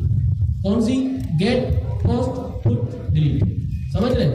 तो हमारे पास APIs के अंदर 4 ही मेथड है। कौन से? मेरे साथ बोले, गेट, पोस्ट, पुट और डिलीट। बस जितनी भी आप API चेक करेंगे यही है। अब फिर उसके अंदर हमारे पास जो है ना वो लॉजिक डिफरेंट होते हैं, यार इसको डिलीट कर दो, इसको ऐड कर दो, इसको एडिट कर दो, तो हम लोग मल्टीपल APIs बना लेते हैं, लेकिन हर किसी के अंदर सेम ही जो है ना APIs होती है। अच्छा, ये 4 है बस, ठीक है। एक और होती है पेज की, लेकिन वो हम लोग फिलहाल यहाँ पर डिस्कस नहीं कर रहे। इसको ओपन करता हूँ। लाइक हमारे पास एक पोस्ट की API है, या ये जो डॉक्यूमेंटेशन है ये स्वेगर है, ऊपर नाम लिखा हुआ है स्वेगर, ठीक है। ये क्या करता है? ये हमें UI प्रोवाइड करता है API की, यहाँ से हम लोग डायरेक्ट क्लाइंट समझ के इसको यहाँ से रिक्वेस्ट इनिशिएट कर सकते हैं फास्ट API की। ये तो जो APIs है ना, ये फास्ट API पे नहीं बनी, किस पे बनी है? ये .NET पे बनी हुई है, लेकिन API तो API है, चाहे वो फास्ट API पे बनी, .NET पे बनी है, Node.js पे बनी हो, Next.js पे बनी हो, मल्टीपल APIs बना सकते हैं। एक हमारा फ्रंट एंड है React का या Next.js का, बैक एंड पे मैं उससे फास्ट APIs बना सकता हूँ, नाराज नहीं होगा। Node.js की बना सकता हूँ, नाराज नहीं होगा। चाहे मैं .NET की बनाऊँ, Next.js की बनाऊँ, कोई इशू नहीं है। रिक्वेस्ट रिस्पॉन्स, बस फ्रंट एंड आपका मल्टीपल हो सकते हैं, मतलब फ्रंट एंड एक हो सकता है, बैक एंड मल्टीपल हो सकते हैं, और फ्रंट एंड भी मल्टीपल हो सकते हैं। मैं इसकी API बना रहा हूँ अपनी वेब के लिए। मैंने फर्ज करें एक Next.js की एप्लीकेशन बनाई। Next.js मोबाइल ऐप है या वेब ऐप है? वेब ऐप है। मैंने बैकएंड के अंदर फास्ट API की जो है ना APIs बना दी, सही है। अब मैं अगर मोबाइल ऐप के अंदर वही सेम APIs डालूंगा ना, तब भी चलेगी, समझ रहे हैं? चाहे मोबाइल ऐप हो, चाहे आपका जो है ना वेब ऐप हो, API पीछे सेम रह सकती है। APIs जो है वो आपकी चाहे Next.js बनी हो, Node.js से बनी हो, फास्ट API से बनी हो, .NET से बनी हो, फ्रंट एंड आपका सेम रह सकता है, कोई इशू नहीं है, सही है। करना क्या है? कम्युनिकेशन तो करना नहीं है। आप चाहे यहाँ बैठे हो, हैदराबाद में बैठे हो, लाहौर में बैठे हो, मेरे पास फोन की जरूरत क्या है? कम्युनिकेशन के लिए। तो मेरे पास फोन चाहे सैमसंग का हो, चाहे एप्पल का हो, चाहे फिर मेरे पास जो है ना किसी और कंपनी का हो, कोई इशू नहीं है। कम्युनिकेशन जरूरी है। APIs का काम क्या है? कम्युनिकेट करना, ठीक है। अच्छा, ये हमारे पास वो APIs है जो मैंने आपको दिखाई। एक API टेस्ट कर लेते हैं, क्यों? क्योंकि मैंने कहा कि हम लोग जो है ना क्लाइंट से रिक्वेस्ट इनिशिएट करते हैं तो ही सर्वर बात करता है, वरना नहीं करता। तो इन APIs के अंदर भी ऐसा ही है। तो चाहे मैं Next.js से रिक्वेस्ट भेजूं, चाहे मैं पोस्टमैन से भेजूं, थंडर क्लाइंट से भेजूं, समझ रहे हैं? तो किसी भी फ्रंट एंड से भेजूं, मोबाइल ऐप से भेजूं, मेरा सर्वर बात करेगा। लेकिन तब जब फ्रंट एंड या क्लाइंट जो है ना वो रिक्वेस्ट भेजेगा, आंसर तब करेगा, सही है। अच्छा, मेरे पास ये API है, मैं इसमें से API ओपन करता हूँ। यहाँ पर हमारे पास ऑप्शन आता है और ये अनलॉक है। क्यों? क्योंकि मेरे पास इसकी की है। आप लोग अगर इस पर जाएंगे आप लोगों को नहीं मिलेगी, ठीक है। ये मैंने ओपन कर ली। इसके अंदर जो है ना ये थोड़ी सी डिटेल होती है। एक तो ये मुझे बता रहा है ये इसका एंड पॉइंट बना हुआ है, मतलब एक जो है ना उसकी क्या है URL है, जैसे एक लोकल हाउस 3000 होती है, या फिर अगर हम लोग बोले कि गवर्नर हाउस जो है ना एक हमारी डोमेन है हमारी वेबसाइट की, या फिर हमारी APIs की हो सकती है। तो उसके बाद की जो हमारे पास एंड पॉइंट होते हैं ना वो ये एंड पॉइंट्स हैं कि हम अपने खुद से बनाते हैं एंड पॉइंट्स। ये जो है ना ये जिसने बनाई है उसने क्या किया है, slash API slash accessible role add role access जो है ना, ये खुद से उसने एंड पॉइंट बनाया है, समझ रहे हो। अगर यहाँ पर जाएंगे तो आपको ये बताएगा कि ये बता रहा है कि आपके पास जो है ना ये स्कीमा है।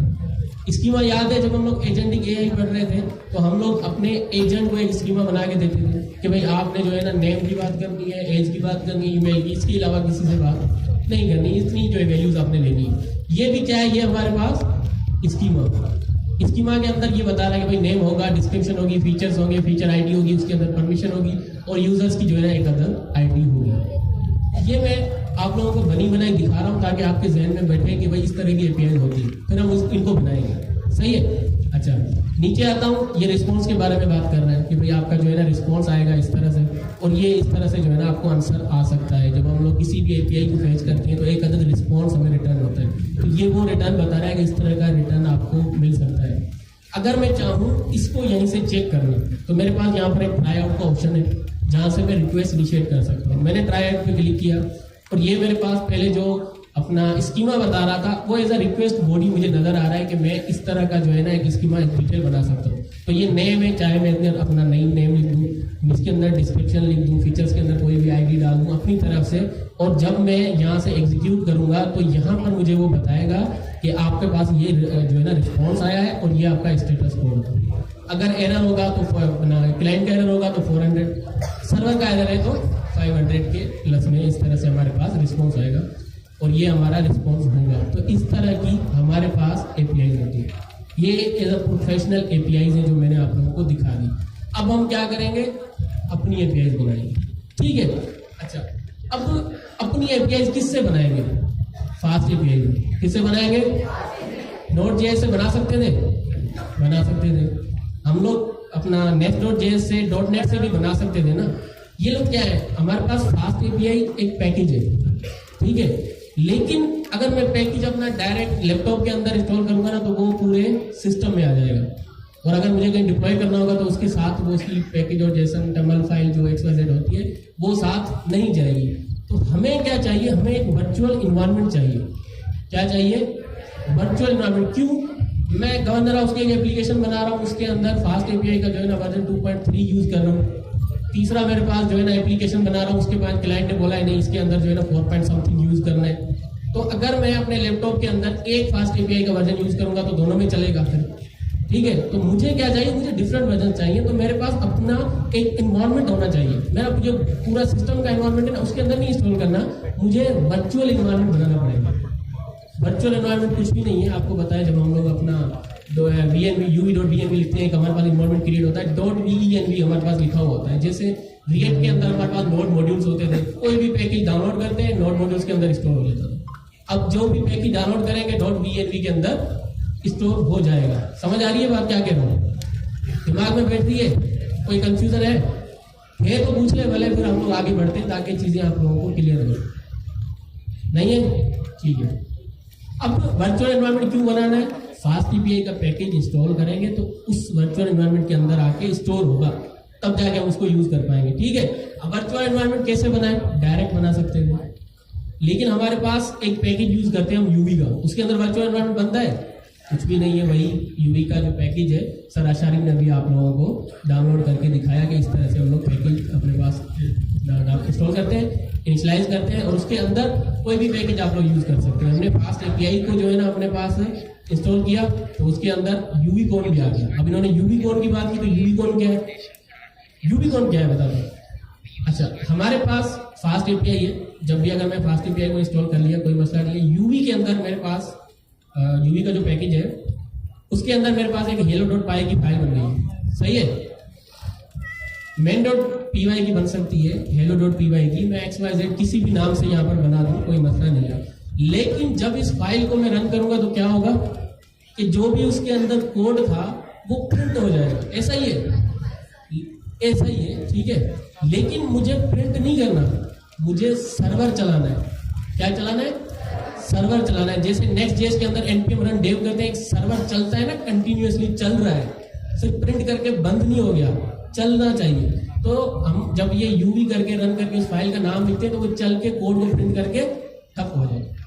हमें क्या करना है, एक सर्वर चलाना है। किससे चलेगा, यूवी कोड से, समझ रहे हैं, किससे चलेगा, यूवी कौन से सर्वर चलेगा। ठीक है, तो हमारे पास अगर मैं यहाँ पर जाऊँ YAML फाइल के अंदर, तो हमने फास्ट एपीआई को इंस्टॉल किया स्टैंडर्ड, जैसे सर अशारिम ने किया वैसे ही मैंने अपने पास करके रख दिया है।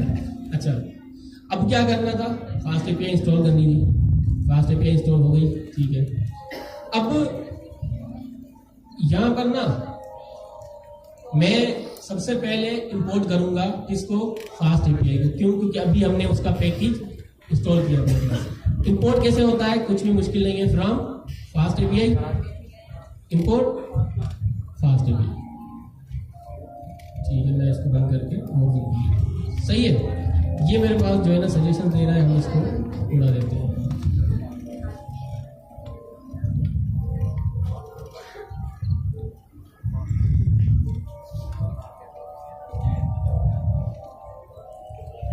ठीक है, सही है, इंपोर्ट किया है, कुछ और किया है नहीं किया। मैं आ जाता हूं नीचे, पाइथन सबने पढ़ी थी, ये मैं बना रहा हूं एक मेन,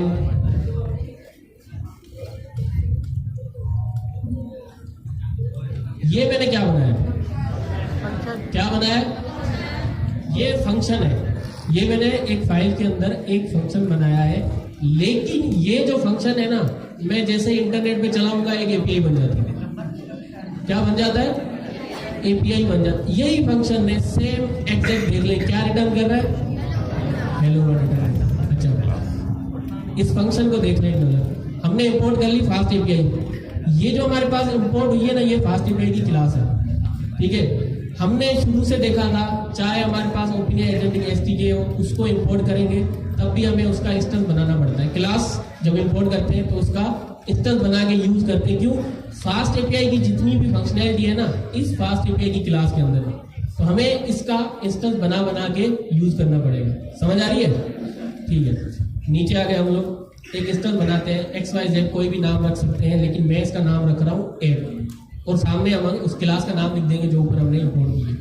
ठीक है, अब जितनी भी फंक्शनैलिटी थी हमारे फास्ट एपीआई क्लास की, वो किसके अंदर आ गई, ऐप के अंदर। डेकोरेटर क्या होता है, अगर मैं यहाँ पर लिखता हूँ ऐप चाहिए, डेकोरेटर है,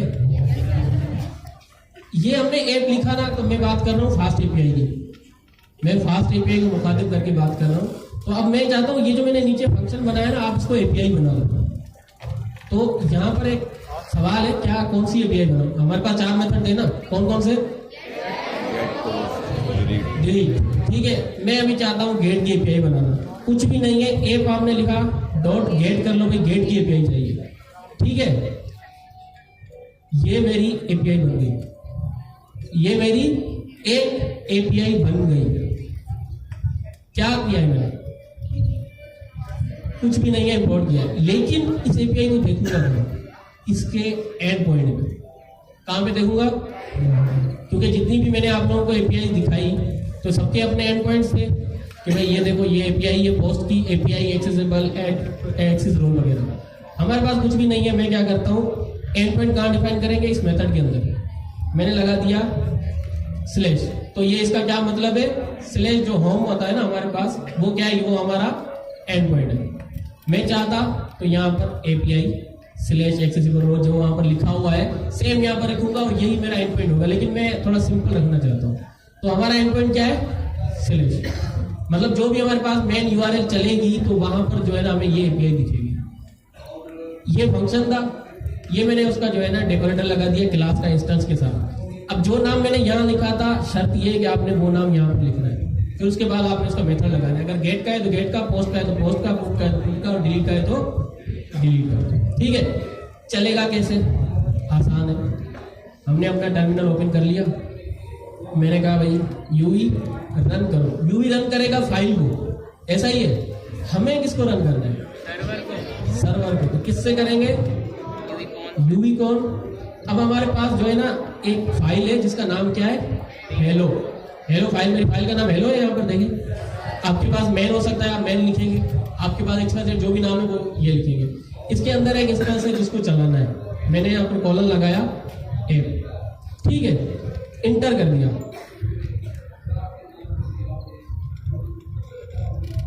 चलता हुआ कोई सर्वर नजर आ रहा है, क्या कह रहा है, यूवी रनिंग ऑन 8000। कुछ मुश्किल था यहाँ पे? नहीं था। ये हमारे पास एक यूआरएल मिल गई है, ठीक है, लोकल की है। जो मैंने दिखाई थी यूआरएल वो डिप्लॉयड थी एपीआई, तो एक यूआरएल थी कंप्लीट। लेकिन यहाँ पर क्या है, लोकल चल रहा है तो हमें लोकल मिली है, हमने डिप्लॉय तो किया नहीं है। तो अगर मैं इस फॉलो लिंक पे जाता हूँ तो ये देखिए, ये क्या लिखा हुआ है, हेलो, क्या लिखा हुआ है इस फंक्शन के अंदर? मैंने क्या लिखा था, हेलो, अपना हेलो क्लास लिखा था, वहां पर भी हेलो क्लास लिखा हुआ है। तो ये हमारी एपीआई है, एक सिंपल एपीआई। अब आप बोलेंगे सर ये क्या बोला आपने लिखा है? भाई यही एपीआई होती है ना। आप लोगों ने जो अपना नेक्स्ट ईयर जब पढ़ रहे थे, जेसन प्लेस होल्डर की एपीआई डमी यूज की थी? किस किस ने यूज की थी? तकरीबन सबने यूज की होगी। यहाँ पर हम लोग जेसन प्लेस होल्डर लिखते थे और यहाँ पर हमें उसकी एपीआई मिलती थी, ठीक है। ये बनी बनाई एपीआई है, मैं आपको दिखा रहा हूँ, आपके काम की नहीं, ऐसे पहले एग्जाम्पल आपको उसका समझ।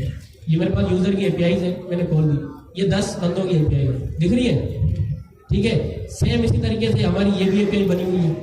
अच्छा, ये दिखा रहा है मुझे हेलो क्लास और यहाँ पर इतना डेटा है, उन्होंने इतना डेटा डाला है, मैंने नहीं डाला, मैंने हेलो क्लास लिखा है, इन्होंने क्या किया है, इतना सारा डेटा वहां पर डाला है। अच्छा, हम भी इसके अंदर इस ऑब्जेक्ट में डेटा डाल सकते हैं, बिल्कुल डाल सकते हैं। रिटर्न कुछ भी कर सकता है ना हमारा फंक्शन।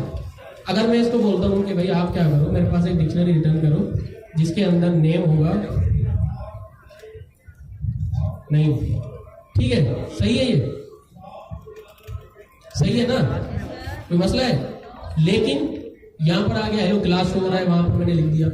अब अगर चलो मैं इसको रिफ्रेश करके देख लेता हूं, लेकिन तब भी क्या आ रहा है, हेलो क्लास। क्यों?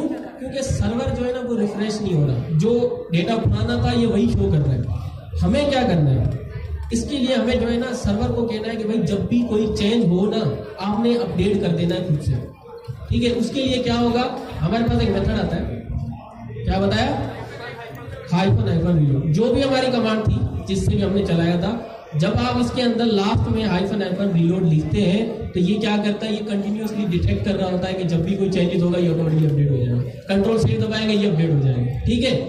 मैं इसको दोबारा से चला लेता हूँ, चल गया सर्वर। वापस आते हैं, कंट्रोल आर, क्या दिख रहा है, दिख रहा है हेलो नहीं, अपना सॉरी नेम नहीं दिख रहा है। तो ये मेरी सिंपल एपीआई है जो मुझे क्या रिटर्न कर रही है, नहीं।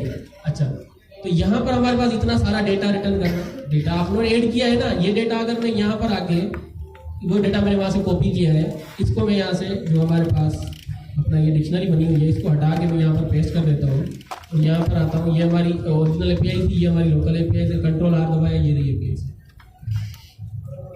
आ गई। तो इसी तरह से हमने क्या किया, एक सिंपल एपीआई बना दी। तो मुश्किल थी, पाइथन का फंक्शन था, एक डेकोरेटर लगाया है फास्ट एपीआई को इंपोर्ट करके, सिंपल ये था, आसान की बात है।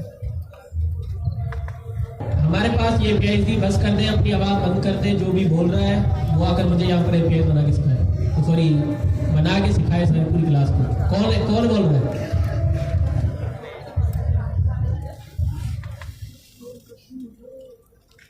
मैं बोल रहा था, मेरी गलती, ठीक है। तो ये हमारे पास जेसन प्लेस होल्डर की एपीआई थी जो मैं एपीआई प्रोवाइड कर रहा था यूजर्स की, ठीक है। और यही एपीआई है मैंने खुद यहाँ से फास्ट एपीआई के जरिए बना ली। फर्क क्या है, फर्क ये जो यूआरएल है ना, ये डिप्लॉयड है, इसलिए हमें ये यूआरएल मिल रही है। यहाँ पर क्या फर्क है, हमारे पास लोकल की यूआरएल है, बस समझ रहे हैं। इस तरह से हमने एक सिंपल एपीआई बना ली। मैं वापस जाता हूँ, उसके अंदर कंट्रोल Z करता हूँ, यही सिंपल जो है ना नेम वाला, मैं यहाँ पर इसको वापस रखता हूँ और यहाँ आ गया,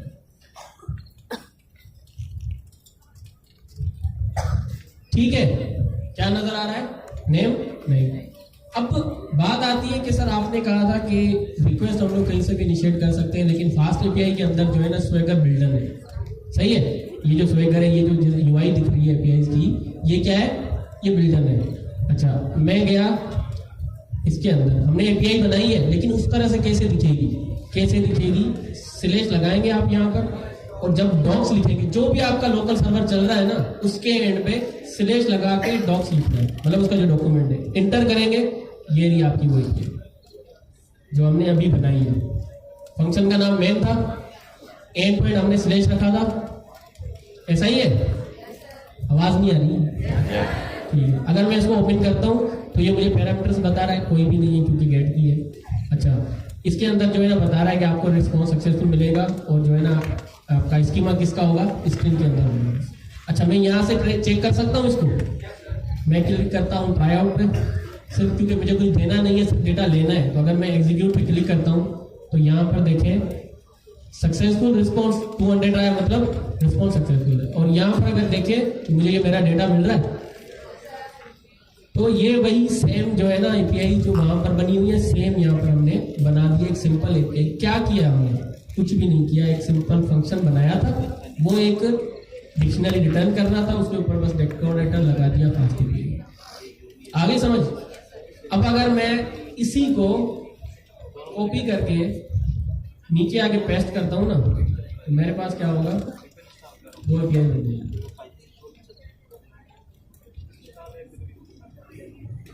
अच्छा, सेम नाम से नहीं है, स्लैश और यहाँ पर लिख लेता हूँ यूजर्स,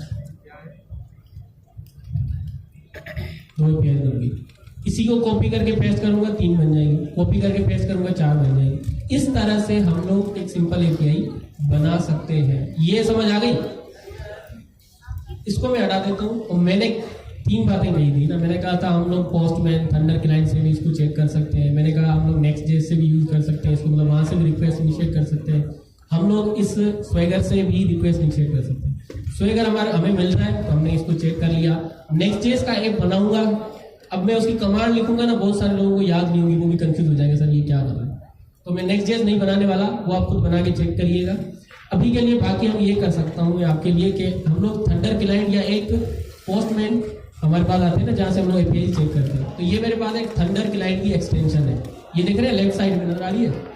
इस पर मैं क्लिक करता हूँ और मेरे पास ये बहुत सारी एपीआई है क्योंकि मैं ऑफिस में चेक करता रहता हूँ। तो जब आप लोग यहाँ पर जाएंगे, यहाँ पे आप लिखेंगे थंडर, ठीक है, थंडर, तो यहाँ पर इसकी एक्सटेंशन है जो कि आप लोगों ने बस इंस्टॉल करनी है और वो यहाँ पर साइड में आपके पास आ जाएगा। अगर आप लोगों ने टेस्ट करना हो तो वैसे तो आपको फास्ट एपीआई बिल्ट इन अपना स्वेगर दे दिए एपीआई टेस्ट करने के लिए, लेकिन यहाँ से भी आप कर सकते हैं। मैंने इंस्टॉल की एक्सटेंशन और ये हमारे पास आ गई, मैंने इस पर क्लिक की तो इस तरह का जो है ना ऑप्शन आपके पास आएगा। पोस्टमैन के अंदर ये है कि आपको लॉगिन करना पड़ता है, इसके अंदर आपको लॉगिन की झंझट है ही नहीं। एक्सटेंशन डाउनलोड करो, एपीआई टेस्ट करो, सही है।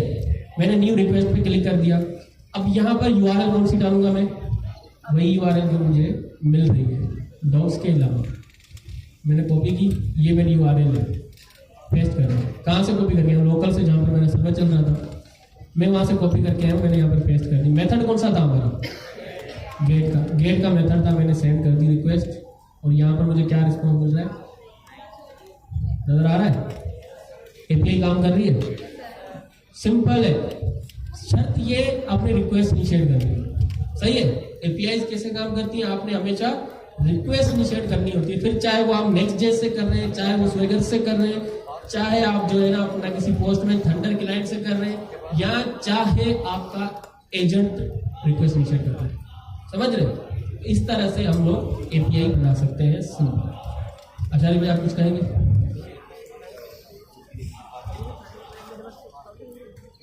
समझ में आ रहा है, जबरदस्त, बेहतरीन। अच्छा जी, सर नईम ने माशाल्लाह से बहुत सारी चीजें बता दी हैं। इसके अंदर एक इम्पॉर्टेंट चीज है जिसके बारे में आप सबको पता होना चाहिए, विच इज स्कीमा। हर एक एपीआई का एक स्कीमा होता है जो एक स्टैंडर्ड को फॉलो अप कर रहा होता है। फास्ट एपीआई को यूज करने का मकसद ही ये है कि जो स्कीमा है वो ऑटो जनरेट हो जाता है। जो स्कीमा होता है एपीआई का वो ऑटो जनरेट हो जाता है। ये जो फंक्शन है, ये फंक्शन वेब के ऊपर डायरेक्ट एक्सेसिबल नहीं है। आप इस फंक्शन को डायरेक्ट वेब के ऊपर नहीं रन कर सकते क्योंकि वेब के स्टैंडर्ड को फॉलो अप नहीं कर रहा। पहले हमें जो है वो डिफाइन करना पड़ेगा कि भाई इस फंक्शन के अंदर ये चीजें डिक्लेयर्ड हैं और वो वेब के ऊपर इस तरीके से राउट बैक हो रही हैं। तो ओपन एपीआई के बारे में शायद आप में से बहुतों को पता हो, which is the schema format. तो फास्ट एपीआई क्या करता है, स्टारलिट नाम का एक पैकेज है और मल्टीपल पैकेजेस और हैं, उनका इस्तेमाल करते हुए हर एक एपीआई का स्कीमा जनरेट कर देता है, ठीक है। और ये जो प्लेटफॉर्म लेवल के ऊपर इंटीग्रेशंस होती हैं ना, वो भी स्कीमा की मदद से ही होती हैं। मतलब हमारे पास एक बेसिक यूआरएल तो होता ही है, एक मेथड होता ही है, बॉडी होती ही है, बट प्लेटफॉर्म लेवल के ऊपर जो इंटीग्रेशन होती है वो स्कीमा की मदद से होती है। तो सर आप अगर ब्राउजर यहाँ पर खोलें तो आप लोगों को यहाँ पर फास्ट एपीआई के नीचे लिखा हुआ नजर आ रहा होगा ओपन एपीआई डॉट जेसन। ये क्या है? ये है स्कीमा आपकी एपीआई का, जो कि जेसन फॉर्मेट के अंदर ही मौजूद है। अच्छा, इस फ्रेमवर्क का फ्रेमवर्क का हम इस्तेमाल कर ही क्यों रहे हैं? ये तो हम कस्टम भी बना सकते हैं। एक्सप्रेस जिसने पढ़ी होगी, अगर आप बनाना चाहें तो आप कस्टम एपीआई भी बना सकते हैं। पर ये जो स्कीमा है ना, स्कीमा, ये जो आपके सामने जेसन आपको नजर आ रही है, इसी की वजह से जो है वो हम फ्रेमवर्क का इस्तेमाल कर रहे होते हैं। फ्रेमवर्क क्या करता है? एब्स्ट्रैक्शन करता है। फ्रेमवर्क क्या करता है? एब्स्ट्रैक्शन करता है। जो भी कोड लेवल की चीजें होंगी ना, वो हाइड कर देगा, आपके लिए आसानियां पैदा करेगा। नेक्स्ट.जेएस का इस्तेमाल क्यों करते हैं? नेक्स्ट.जेएस बंडलिंग कर रही होती है, राउटिंग कर रही होती है, ठीक है, एपीआई लेयर को भी मैनेज कर रही होती है, फ्रंट एंड लेयर को भी मैनेज कर रही होती है। तो मतलब बहुत सारी चीजें एब्स्ट्रैक्ट होकर एक फ्रेमवर्क के अंदर आ गई। सिमिलरली यहाँ पर भी वही काम हो रहा होता है। अच्छा, तो इसी तरीके से हम वर्जनिंग भी कर सकते हैं, अपनी एपीआई की टाइटल भी दे सकते हैं, अपनी एपीआई को डिस्क्रिप्शन भी दे सकते हैं। उसका तरीकेकार बहुत सिंपल है सर, कोड में जाइएगा। ये जो फास्ट एपीआई की क्लास आप लोगों को नजर आ रही है यहाँ पर, सर इसे थोड़ा सा जूम करें ऊपर, थोड़ा सा ऊपर जी। फास्ट एपीआई की क्लास के अंदर यहाँ पर सिंपल एज दैट जो है वो आप टाइटल भी राइट कर सकते हैं, डिस्क्रिप्शन भी राइट कर सकते हैं, और वर्जन भी जो है वो राइट कर सकते हैं, लाइसेंस भी अपनी एपीआई को दे सकते हैं, ठीक है। किसने राइट की थी, डेवलपर्स कौन कौन थे, आप वो सारे के सारे काम कर सकते हैं। यहाँ पर जैसे टाइटल की आपको एक फील्ड नजर आ रही है, टाइटल, ठीक है, सिंपल एज दैट है। वो आप अपनी एपीआई को जो है वो कोई भी टाइटल दे दें, डिस्क्रिप्शन दे दें, वर्जन दे दें, सर यहाँ पर दें कोई सा भी टाइटल दे दें।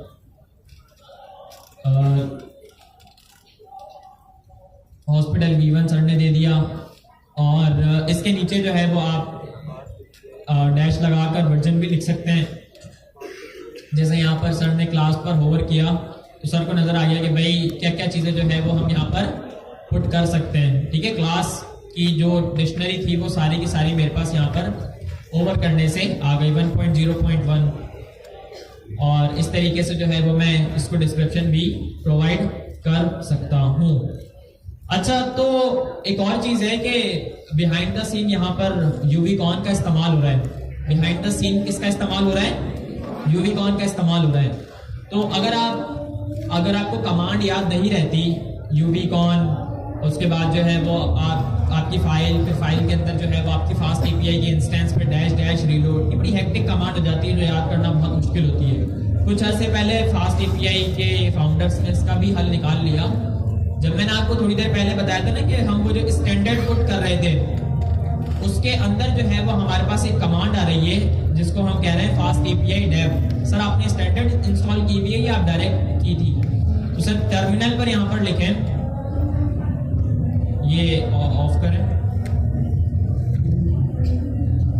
इस थोड़ा सा जूम, जी एक ऑफ कर दें, थोड़ा सा आसान हो जाएगा जूम करना जी।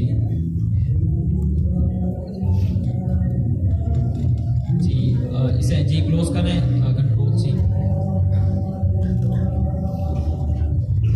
चलें वापस ये खोल लेते हैं, तो टर्मिनल जी।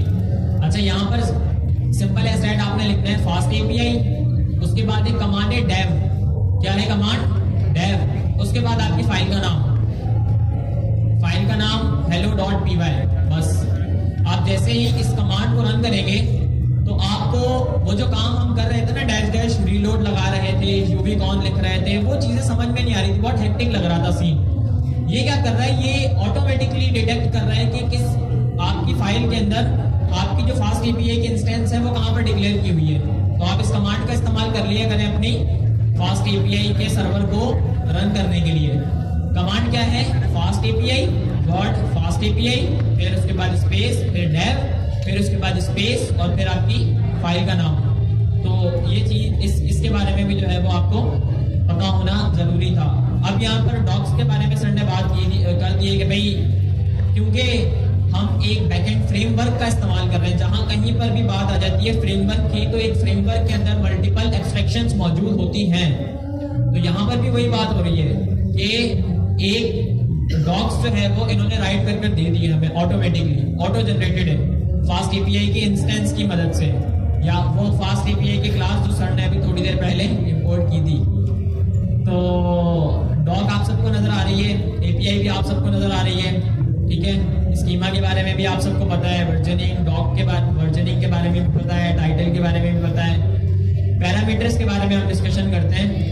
यहाँ पर आप अगर आप क्लिक करते हैं ना ट्राई आउट के बटन के ऊपर, ठीक है, और एग्जीक्यूट के ऑप्शन के ऊपर क्लिक करते हैं, तो आपको यहाँ पर जो है वो कर्ल के फॉर्मेट के अंदर, ठीक है, मतलब कर्ल का इस्तेमाल बिहाइंड द सीन हो रहा है एक रिक्वेस्ट को शेयर करने के लिए, और ये रिक्वेस्ट यूआरएल जो है जो सर ने पुट किया था उसके ऊपर जाते हुए हमें जो है वो अल्टीमेटली अपनी बॉडी के अंदर से रिस्पॉन्स रिसीव हो गया, which is name is Naeem, code 200 है।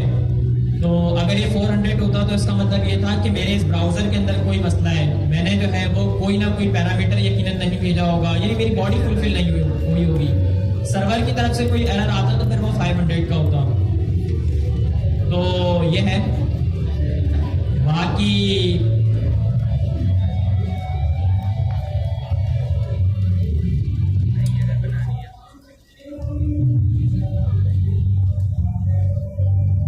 गाने चल रहे हैं भाई, कोई सुन के मजे भी ले रहा है सुकून से ना, बैठे बैठे गाने सुन रहा है कोई लास्ट में, कोई आशिक साहब जी। घर में भी कोडिंग ऐसे ही करते हो, गाने वाले चल रहे होते हैं। हाँ, कोडिंग तो मुश्किल ही होती होगी, फिर सेल ही होता होगा। अच्छा, सही सही सही सही सही। ड्रामे कौन कौन देखता है यहाँ पर? लड़कियों को देखते हैं, इतनी स्पीड से नहीं कोई हैंड रेस हो रहे हैं, और इस तरफ से कोई देखता है ड्रामे? ये लड़के बोल रहे हैं सर हमारी जिंदगी ड्रामा बनी हुई है। इस तरफ में भी यही सीन है। तो ड्रामों से जो है वो समटाइम कुछ ना कुछ सीखने को मिल जाता है। जैसे मुझे किसी ने रिकमेंड किया कि भाई आप ये ड्रामे देखो, तो मैंने देखे, उनसे सबक मिले अच्छे अच्छे।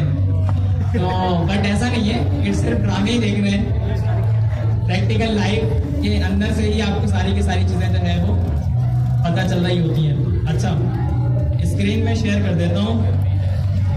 अच्छा, आप सबको पता है कि स्टार्टअप चैलेंज के विनर्स मैंने लास्ट क्लास में अनाउंस किए थे, ठीक है, 31 विनर्स थे।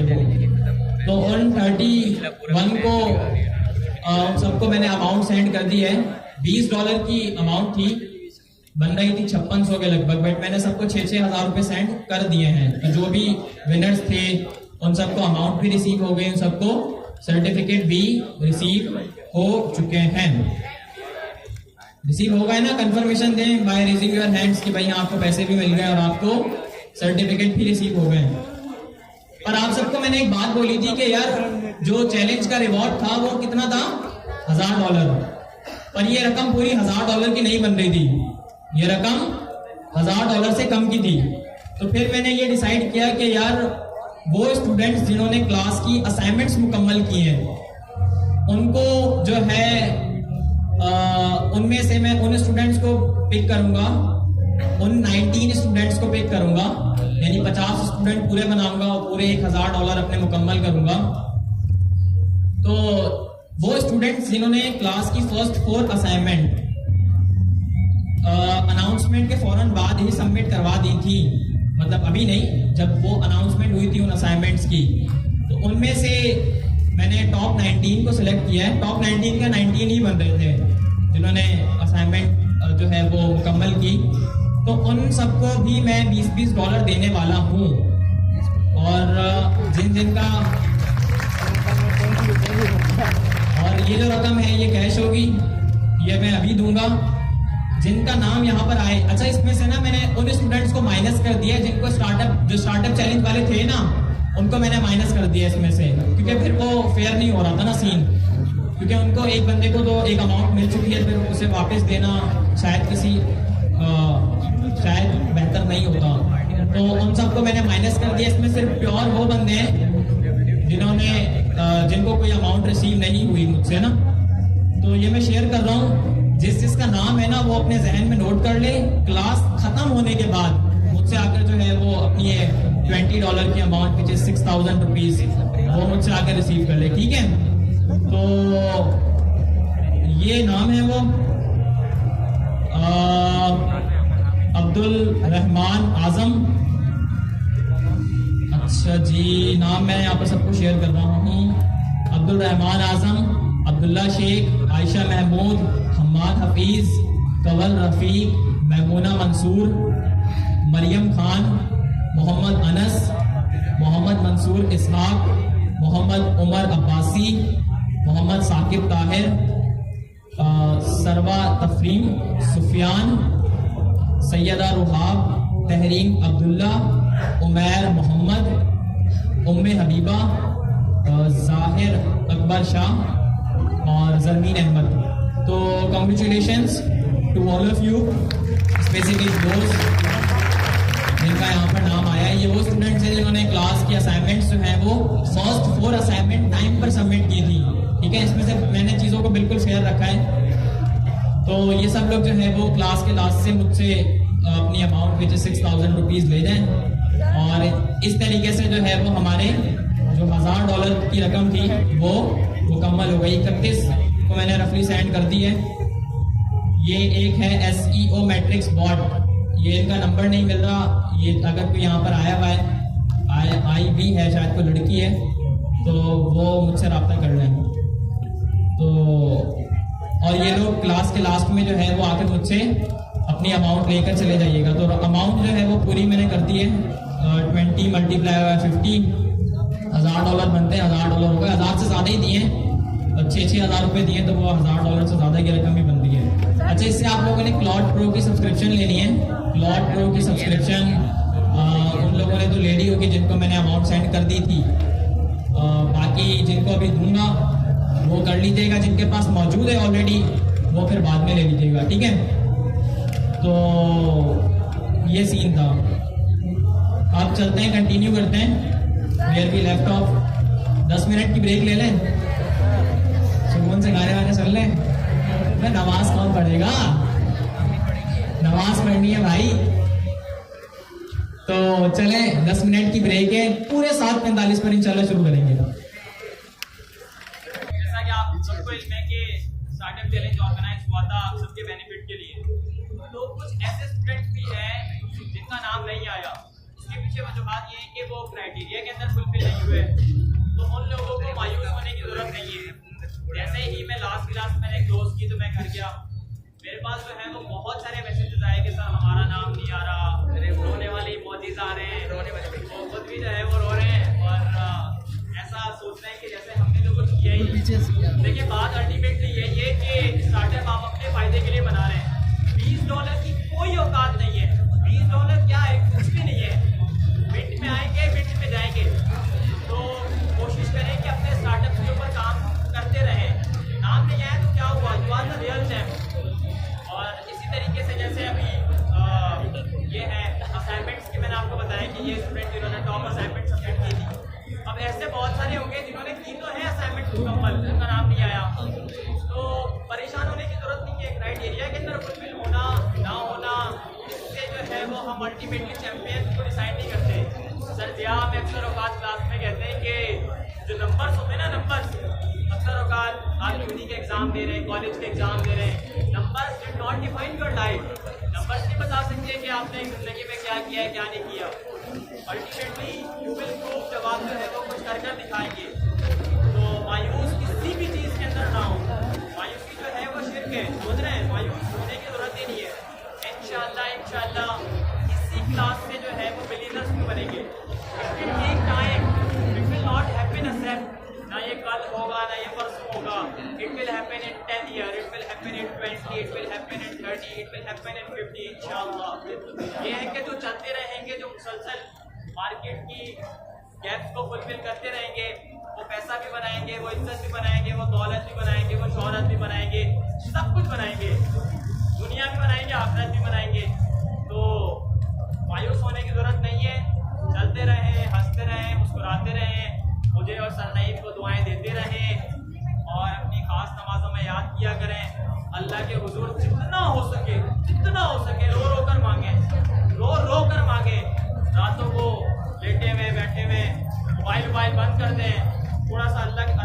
जो है वो ताल्लुक कायम करने की कोशिश करेंगे। या अल्लाह ये मामला तेरे साथ क्यों हो रहे हैं, सवाल पूछें अल्लाह से। आप देखें फिर मामला आपके कैसे आसान होते हैं। It will take time but things will be in the good state. हर बंदे के साथ कोई ना कोई परेशानी है, कोई ना कोई तकलीफ है, कुछ भी हो सकता है, एनीथिंग लाइक दैट। बट जब आप अल्लाह से अपना रास्ता बेहतर अंदाज से कायम कर लेंगे देन इंशाअल्लाह आप खुद महसूस करेंगे कि चीज़ें आप सबके लिए बहुत बेहतर होंगी। तो आई होप कि आप सब लोग नेक्स्ट क्लास में भी आएंगे और ये अब जो असाइनमेंट दे रहा हूँ वो भी कर आएंगे। Assignment is very simple. आप लोगों ने एक टू API बनानी है, सारे CRUD ऑपरेशंस का इस्तेमाल करना है और फॉर्म को फिल आउट कर देना है, ठीक है। और जिनका नाम नहीं आया तो कोई परेशान होने की ज़रूरत नहीं है, फिर आ जाएगा। ये चीज़ें तो चलती रहेंगी, $20 $40 ये डिफाइन थोड़ी करते हैं कि क्या है इंसान की अपनी बात। तो ये है। बाकी अभी जो मैंने लिस्ट शेयर की थी 19 स्टूडेंट्स की, वो अपना कार्ड लेकर आए GIC वाला, ताकि फिर जो है वो मामला क्लियर करें और फॉर्म फिल आउट कर दीजिएगा। और आप सबसे फिर इंशाल्लाह नेक्स्ट क्लास में मुलाकात होती है। एक चीज़ को ध्यान में रखें, ये क्लास की यार वीडियोस, क्लास की तस्वीरें शेयर कर दिया करें लिंक्डइन पर, ट्विटर पर। मुझे कुछ मिलता ही नहीं है देखने के लिए, तो 2-3 बंदे होंगे यहाँ से जो शेयर करते होंगे, बनाते तो सब हैं, कुछ शेयर कर दिया करें, ठीक है। फिर इंशाल्लाह आप सबसे नेक्स्ट क्लास में मुलाकात होगी।